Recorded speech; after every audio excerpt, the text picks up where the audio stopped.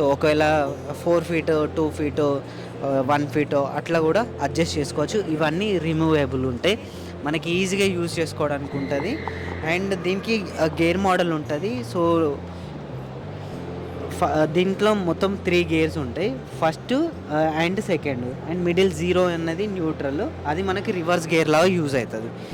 And దీని operating కూడా చాలా ఈజీ ఉంటుంది. ఇది మైలేజ్ వచ్చేసి మనకి 1.5 to 2 అవర్స్ వరకు వస్తుంది గంటకి.